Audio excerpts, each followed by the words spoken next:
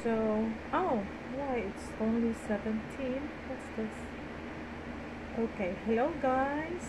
Uh, Welcome back to my channel. So, yeah, it's been a while. I was not able to upload any videos because I was traveling and I was really busy. So, I want to make a follow-up. It's not a follow-up actually. Ano lang, chika lang ito. Ito yung mga nagiging, ano bang tawag doon? Mga nagiging experiences ko sa aking journey. At my 50s, di ba? Change career and the 50s. So, update guys, nandito na ako sa Montreal ngayon. Dumating ako dito last August 15. So, dito muna ako kasi hindi ko pa alam kung saan talaga ako mag-settle in. Ang target ko is Nova Scotia kasi so far sa mga nalalaman natin, mas madali daw makakuha ng PR doon sa mga Atlantic regions kasi also medyo maliliit na mga cities kasi nga yung competition hindi ganun ka laki. So, marami akong nagiging experiences na nakakatuwa at saka nakakalungkot pareho. Mula pa nung nag-resign ako from from Dubai. Tapos, umuwi ako ng Pilipinas. Nagstay ako doon ng mga 10 months or 11 months, I guess. 10 months, something like. Pero within the 10 months, umaalis-alis naman din ako pupunta ako ng Dubai kasi nga meron akong maliit na negosyo. Kumukuha ako ng mga stocks at saka nagre-renew ako ng yung tawag nito, entry visa ko, yung PR ko sa Dubai. So, eto na nga ang nangyari. Dumating na nga tayo sa punto na umalis na nga ako ng Pilipinas at pumunta na ako dito sa Canada. Hindi ako dumiretsong from Philippines to Canada. Ang ginawa ko, kasi alam ko naman napakahirap eh. Yung IO natin sa Pilipinas medyo napaka-stricto. So, iniisip ko baka masayang yung aking pinagpaguran, 'di ba? Malaki-laki din ang gastos, nangutang pa kami, o 'di ba? Medyo malaki din ang gastos talaga. So, kailangan na maghanap ako ng paraan. So, ang ginawa ko, from Philippines, lumipad ako papuntang Dubai. Hindi naman nila ako kailangang hanapan ng mga return ticket kasi PR nga ako ng Dubai. Although, medyo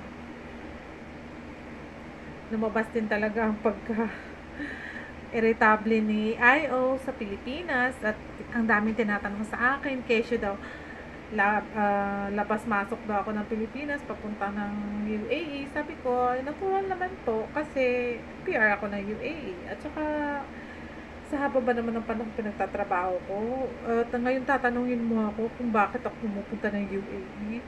'Di ba? 15 years akong nagserbisyo sa UAE government, sa Dubai government. Tapos, tatanungin ako ng IO, bakit ako pabalik-balik doon? Siyempre naman, nakailang renewal ako ng, ng working visa ko doon. Ng, tawag nito, permanent residence ko. O, diba? Kumikitang-kitap yung aking salamin. So, yeah, medyo nakakalungkot lang at saka ang dami talagang na-offload nung time na lumabas ako, yung mga nakasabay ko, yung nauna sa akin at saka yung nasa likod ko, nung sumunod sa akin, para silang offload. Canada din yata yung nila eh. So, ayun, nakakalungkot. Sa awa naman ng Diyos, nakalabas ako. Pagdating ko ng UAE, walang nagiging problema. Alam mo yung mas nagiging stricto pa yung airlines. Ano siya? Hinahanapan doon ako sa airline, hinahanapan ng return ticket. Meron naman ako. Of course, meron akong return ticket, meron akong tawag nito, meron akong yung visa ko naman is valid. So, may insurance ako, travel insurance. So, wala talagang wala silang mahanap na reason para i-offload ako. So, yun, walang nagiging problema. Paglabas ko ng immigration, smart gate ang ginamit ko. So, walang question ang IO. Pagdating ko naman ng Algeria, kasi meron ako 15 hours na layover doon, um, napaka-lenient nila, tsaka napakabait. So, as in, hindi ako na, tinignan pa nila yung passport ko, sabi pa sa akin, sabi, tinatanong ako kung sa ambulance, you're working in the ambulance, something like that. Yes, sabi ko ganun, yes. Sabi niya, oh, yes, salute. O, diba? Napakabait nila. Tapos wala talaga nagiging problema. Pagpasok ko naman dito, pagdating ko ng Montreal, wala, sabi lang sa akin, may pagkain yung bag mo. Ilan ang bag mo? Sabi niya gano'n. Sabi ko, 4 ang bag ko. Meron akong 2 luggage na naka-check in. Meron akong itong 2 hand carries. Sabi niya, may food ka? Wala. Sabi niya gano'n, welcome. Enjoy. Sabi niya gano'n. O, diba? Napakasimple lang. Napakasimple ang pasok ko. As in, wala akong ginastos sa processing ng documents kasi nga DIY ako. Pero, napakamahal ang ticket. Doon talaga kami gumastos ng sobra-sobra kasi napakamahal ang ticket. Tapos, syempre, kailangan mo ng pera pagdating mo dito. Hindi mo pwedeng pupunta ka dito na walang laman ng bulsa mo. So, ayun. Naging din namin yun. At saka, pagdating dito naman, wala akong problema sa titirhan kasi may mga kamag-anakan na nandirito. Pero, hindi naman sa zero ka talaga, wala kang gagastusin. Bibil ka rin ng pagkain. Siyempre, mahal ang pagkain dito, no? At saka, yun lang naman. So far, wala akong problema sa dokumento, sa titirahan, sa paglipad. Wala akong naging malaking problema, yung sobrang bigat na problema. Ngayon, dito na ako magsisimula na naman ng pagha-hunting, job hunting, di ba? Kasi alam naman natin, yun ang kailangan. So far, sa 3 weeks ko, 3 weeks na ba ako? Parang 3 weeks na ako dito. Ang daming tumatawag sa akin. Meron na rin akong tinurn down ng mga, lakas ng loob, no? Nag-turn down ng mga job offer. Tinurn down ko kasi hindi ko gusto yung environment na papasukan. Hindi naman sa naging choosy ako, mga labs, mga beshies, hindi ako sa naging choosy ako. Lahat naman tayo gusto pagkagad na magiging PR, diba? Gusto makakuha kaagad ng LMIA o makakuha kaagad ng work permit. Lahat tayong gusto talaga yun. Pero ako kasi yung prinsipyo ko, gusto ko yung I want the job that I really would love working. Yung may bibigay ko yung best ko. Kasi although wala akong pili sa ina-applyan, ha. Ang dami kong ina-applyan.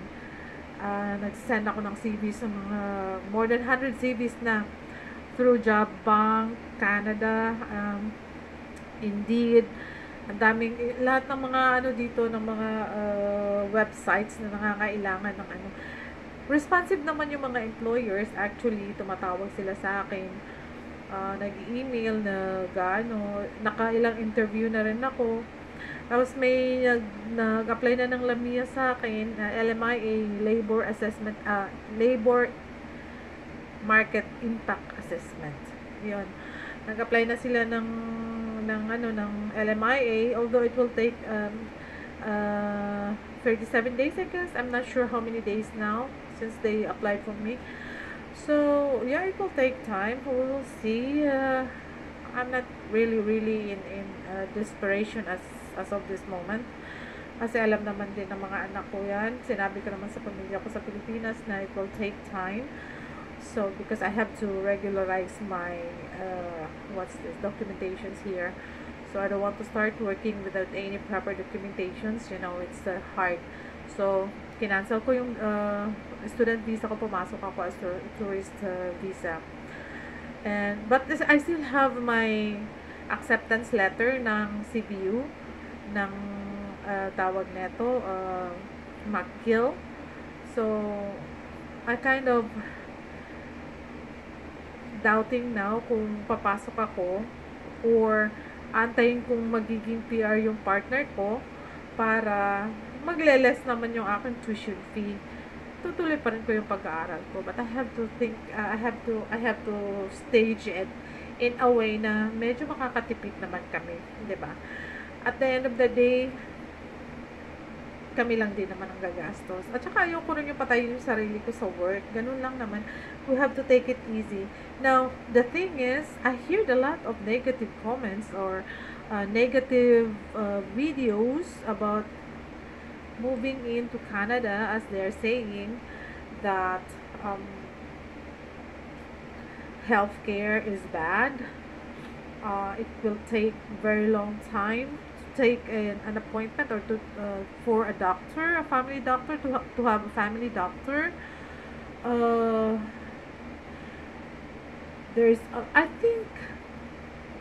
I really think that this kind of issues, it's not really specific only in Canada. I think this is everywhere because even in the Philippines, if you can see, or let's say Philippines is a third world country. So, we cannot deny that. Hindi natin pwedeng i-deny na mahirap talaga yung bansa natin. At hindi pa siya ganun kumbaga developing country. Ang ano natin, yung mga developed country like Dubai, I've been in Dubai for 15 years. No, 16 years in Dubai. Just imagine that. It's a very rich country. The government has a lot of support for the people, for the residents, for the citizens. But ganun pa rin ang nangyayari. Pagdating sa mga public health, mahirap talaga kumuha ng appointment. Disappointed sila ang mga citizens doon, disappointed sila sa serbisyo ng healthcare nila, sa pampublikong serbisyo ng healthcare nila. Alam niyo kung bakit? Kasi ang mga tao, gusto nila kaagad-agad, yung nandyan na, kapag inaano mo, pag ginusto mo or kailangan mo sila, nandyan na sila kaagad para sa'yo. Hindi lang ikaw siniservisyuhan. Ganun ang ilagay natin sa isip sana na dadaan tayo sa yung pag-aantay, patience, kailangan natin yun kahit saan man tayo pupunta. Kung gusto kang kaagad-agad mabibigyan ka ng serbisyo, edi kumuha ka ng private na insurance mo para tanggapin ka sa mga emergency or mga private clinics, ganun lang makasimple yun. You have to extend a little ano bang tawag doon? Gumastos ka. In short, gumastos ka kung gusto mo ng mas madali na serbisyo. Pagdating naman sa emergency, kung talaga namang emergency, kasi ako healthcare ako, so alam ko yung triaging. Expert kami dyan. Alam namin kung alin ang importante dapat mauuna at saan yung pwedeng ihuli. Ganito ang nangyayari. Ang dami reklamo ng kesyo, ang tagal ng serbisyo. Sa isip-isip ko lang ha, kung masakit lang naman ang ulo mo, hindi ka na Panadol. Huwag ka nang pumunta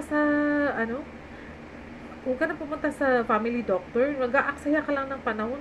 Bibigyan mo lang ng tawag nito. Mas madaming trabaho yung mga physician dito na overwork na nga sila. 'Di ba? Ganun lang naman yun eh. Kung kaya mong hindi pa naman nakikita ko lang kasi dito ha.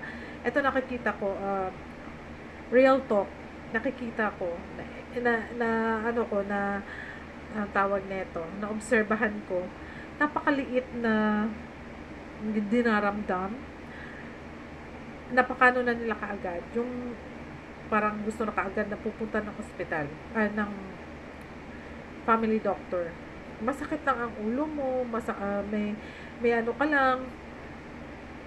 Ang mapapayo ko sa mga taga rito, no? Bumili kayo ng sarili nyong blood pressure machine, yung pang check ng sugar, thermometer. Bumili na kayo ng sarili nyo para kung meron mang nararamdaman yung family nyo, masakit ang ulo, layo na yung mga may edad na, check nyo ang blood pressure kung medyo mataas, o di pagpahingahin nyo kung talagang hindi siya, uncontrolled siya, saan nyo dadalhin sa emergency. Ganun lang. Tawag kayo ng ambulance. Ganun lang. Hindi mo naman kailangan lahat na lang ng nararamdaman mo or makikita mo sa kagad-agad pupunta ka sa doktor. Ito nga nakakatawa. Medyo madami akong hair fall kasi nga syempre naman 5 yung naging anak ko. Di, talagang hindi pagkakaila yun na. At saka tumanda ka na, pag matanda ka na, magkakaroon na ng yung buhok mo, ano na yun, yung manipis na ba? Brittle na siya. Hindi mo paputol talaga siya. Sabi mo naman sa akin,